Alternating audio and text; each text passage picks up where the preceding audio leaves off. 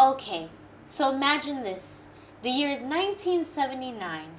Bell bottoms are in, disco is still alive, and everyone thinks polyester is a good idea. Why do I feel like you're about to ruin all of that and the 80s?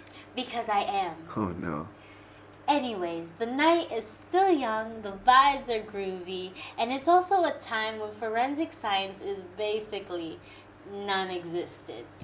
And the most advanced investigative technique is staring really, really hard at a suspect and hoping he confesses.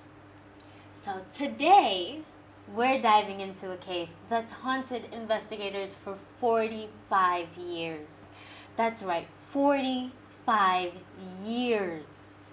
It is the murder of 17-year-old Esther Gonzalez. She disappeared while walking along Highway 243 in Riverside County, California. Her body was found the next day, but who was responsible? That was a mystery that stumped detectives for decades. Now, what if I told you the person who found her might have actually been the one to put her there? But we wouldn't find that out until decades later, when science finally wakes up and chooses violence. This already feels messy.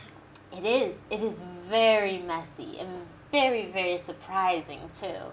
So on February 9th, 1979, Esther Gonzalez is walking from her parents' home in Beaumont, California, to her sister's house in Banning. And I have her trip right here for you guys. So this is a trip that should have been completely normal. A trip that she takes all the time. But this time she doesn't make it home. Now, I do want to clarify that today, this trip takes about 2 hours, but back in the day, people walked everywhere, majority of the time. So this type of trip really isn't that big of a deal, and it's kind of normal for that time period. So, the next morning, her body is discovered just off of Highway 243, south of Poppet Flats Road. The investigators at the scene arrive and they're immediately just like, we know something terrible happened. This was no accident. Esther had been attacked and left in the wilderness. That's awful. It is. It's so awful. And here's where things get even weirder. The guy who discovered her body, he's acting weird. He's like, way too dramatic, way too defensive, which is way too much. And why is it always a guy? I don't know, but I choose the bear. Each and every time, ladies. So meet Louis Randy Williamson, this man right here. He calls the police and he's like, oh my God, I just found a body. But instead of being, helpful, he starts arguing with dispatch. Like, sir, why are you mad? Why are you yelling at dispatch when they're saying like, hey, can you tell us, can you tell us what you see? Give us anything. Just arguing.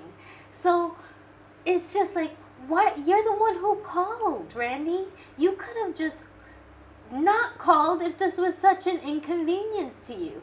So he called them and then got an attitude? Make it make sense. Yeah, he called them, got an attitude. And then on top of that, when the officers arrived, they're like, sir, can you describe the body? And Randy, who is literally standing right in front of the body, is like, I don't know if it's a man or a woman. Well, thank you for that southern accent, but you're it's joking, not right? good. He really could not identify like if it was a man or a woman? No, he couldn't identify if it's a man or a woman. Like, this grown man. He's blind. Apparently he's blind, or he has the vision of a potato. He was standing right there, right in front of the body, and he couldn't tell if it was a man or a woman. I mean, huge red flag. But anyways, guys, this is the problem in 1979. Forensic science wasn't advanced. Cops relied on a lot of gut feelings. So what do? Oh, I can guess. They give Randy a polygraph Oh, not the test. polygraph. Not the polygraph. And guys, if you don't know, polygraph tests are insanely inaccurate. If you don't have to take one, then don't. Now, we know, I've already said this, polygraphs are about as reliable as a weather forecast for the next month. Honestly, at this point, polygraphs could probably test and tell you the weather better than it could tell you if someone's telling the truth or not. So in 1979, because this was cutting edge science, everybody thought polygraph test equals confession. So they hook Randy up to the machine, they ask him a few questions, and guess what? Oh no. He passes. Oh, of course. He passes. Of course he does. So with their best evidence, their polygraph test, they clear him. They say, okay, well, you passed the polygraph test. You're no longer a subject. And Esther's case goes cold for decades. Now, with Randy cleared, investigators start looking at other possible suspects. And they have to consider, hey, maybe it's a potential drifter who might have been passing through the area. Maybe it's someone's in Esther's personal life, an ex, a classmate, a jealous friend. I mean, we've looked at the picture. She's pretty. Or maybe it's a completely random attacker. But the problem, guys, there is no real evidence.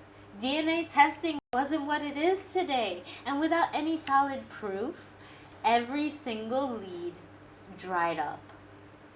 So for the next 45 years, the case just sat there, unsolved, no answers, nothing. Fast forward, guys, to 2023. The Riverside County Regional Cold Case Homicide Team decides to take another look at Esther's case, and unlike in the 70s, now they actually have science on their side. Oh, here we go. This is where it's going to get good, right? Yes, it is. Okay. They send the old evidence to a forensic genealogy lab, and boom, they get a DNA profile. Just like that. They acquire all the information, they compare it to the database, and they trace it back through the family tree, and guess whose name pops up? Let me guess. Our Good Samaritan of 1979. Yes, ding, ding, ding, ding, ding. Louis Randy Williamson. This is the man who found the body. This is the man who couldn't identify if the body was a guy or a girl. This was the man who passed the polygraph test, who went on to live the rest of his life like nothing happened. Oh man, it's awful.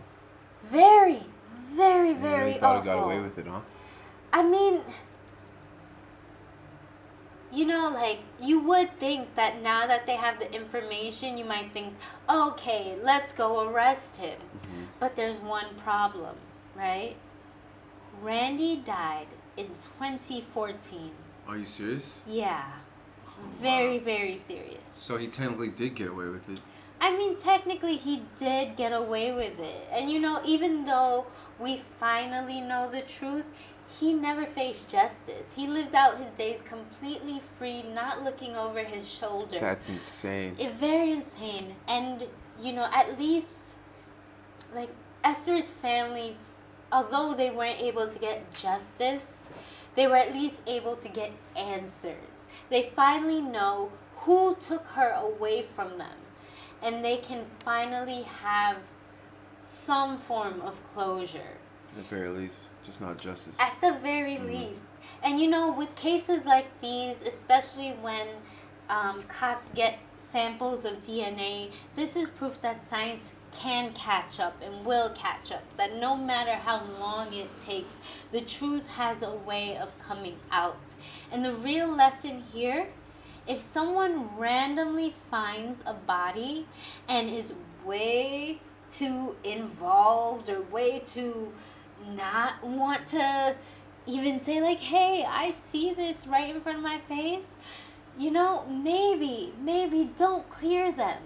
Maybe don't even, clear them if they pass a polygraph test or anything. But that's all, guys. That's it for today's case. So stay safe, trust your gut, and remember, science has a way of answering things down the line, and the truth always comes out. Until next time. And also, can we just stop using the polygraph at this point, boys and girls? We know we're going away if you're using it, right? Or possibly not. Anyway, 𝓸𝓸𝓼𝓬𝓻𝓷. All right, bye.